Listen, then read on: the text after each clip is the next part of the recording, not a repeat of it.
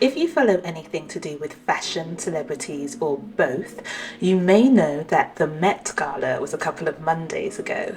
It happens every year on the first Monday in May, which in England is one of two May Day bank holidays, and the Met Gala is supposedly one of the biggest fashion events of the year, at least in America, I'm guessing. A brief overview of what the Met Gala is exactly. Essentially, it's a benefit event to raise money and, I guess, prestige for the Costume Institute. Every year there's a theme, and as Sarah Jessica Parker said, it is an assignment and you should interpret it. It would be so easy to find a beautiful dress to wear that night. That would be a great relief and like going on vacation, but that is not the assignment. So this year's theme was Gilded Glamour, and many celebrities did not understand the assignment. Initially, I was going to illustrate one of my favourite Met looks, but instead I decided to create what my interpretation of the theme is. All I'm saying is, if you're looking for people to spend 8 to 10 months agonising over interpreting the theme SJP, send an invitation my way. So, what I think happened is, I think people, celebrities, heard the theme and decided, yeah, that's not going to show enough skin. If you haven't read the book The Gilded Age or been watching the show on HBO, you might be wondering, what exactly does one do for gilded glamour? Well, I'm about to tell you. The Gilded Age spanned from approximately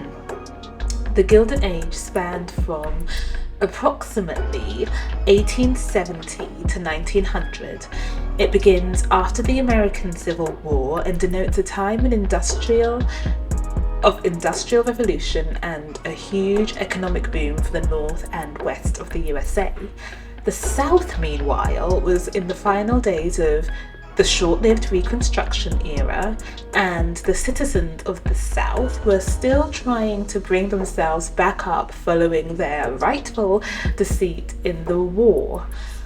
Reconstruction was all set to bring everybody back up together, but greed and white supremacy got in the way of that, and we are in the racial climate we are in today, thanks to this and many, many more injustices. So anyway, Mark Twain and Charles Dudley Warner coined the term the Gilded Age in their book by the same title, which was a satirical commentary on how the deep social problems of the country were being covered by a thin gold gilding. I mean, it kind of sounds like the society we live in today, I'm just gonna say. I think another place that many other celebrities chipped up on was that the term came into popular usage in the 1920s and 30s, but it refers to the 1870s to 1900s or thereabouts. And a lot of the celebrities showed up in outfits that would have been more suitable for a 1920s/30s theme. Kim Kardashian. And we, the public, missed out on what we hoped would be Bridgerton at the Met. So, for my outfit, I'm giving you Bridgerton at the Met, and I'm doing it for the culture. Obviously, SJP nailed the assignment, and I also liked Cynthia Erivo's interpretation. While she wasn't giving us straight up Bridgerton, I felt like she understood the theme and worked with a designer to bring it to Africa and make it glam. However, in my personal opinion, I wish she'd gone for a gele and not a head wrap. It's a glam head wrap, don't get me wrong, but I just feel like a gele or a more elaborate headpiece would have given off true glamour. Like, if you've ever been to a Nigerian wedding, you will see that Nigerians know glam. Cynthia's look also reminded me in a good way of when Lupita Nyong'o wore a hairstyle inspired by Kenyan culture back in 2016. And no, it was not a nod to Audrey Hepburn or the Grinch. And an honourable mention should also go to Miss Blake Lively, who knows how to rock a gown and gave us not one, but two looks. However, I will deduct points for repeating a silhouette. I feel like she did this look already in the Catholic themed one. She looks gorgeous, but I feel like she could have been a bit more adventurous.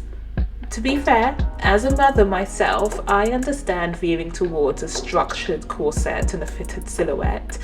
You need something that's gonna push your boobs up and suck your stomach in for you, so I get it.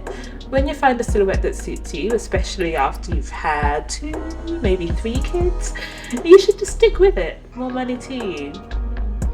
Another place I think that this year's gala truly suffered was in the absence of my favourite reigning fashion queen Supreme that could not or just didn't attend. And of course I'm talking about Beyonce, Rihanna and Zendaya. These 3 couldn't attend and I think the event suffered for it.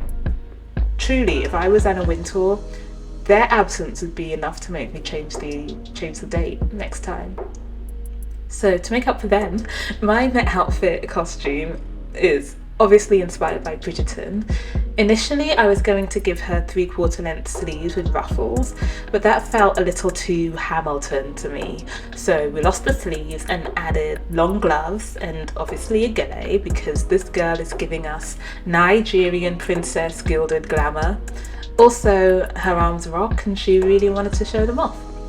I also would like to invite you to disregard her face. Her face was an afterthought. This illustration is, after all about the outfit, and I might even delete her face afterwards. I am undecided on that.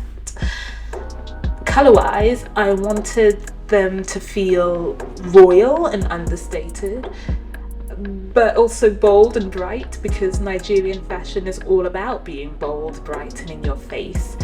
And of course I had to add gold because what is gilded glamour without gold? Her outfit needed a nod or two to Ankara patterns. Yeah, if it's true Nigerian glam, it really should incorporate some lace. But I didn't think about this at the time, so I'm just going to imagine that she took this dress to her designer and the designer found space to add some lace trimmings. Initially, I was going to just do some random leaf design, but then I decided that I could inject a little more meaning to the outfit with the pattern that I chose to use.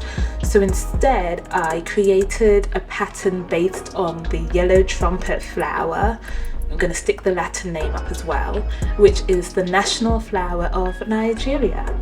Then I added the red because the pattern needed a bit more oomph.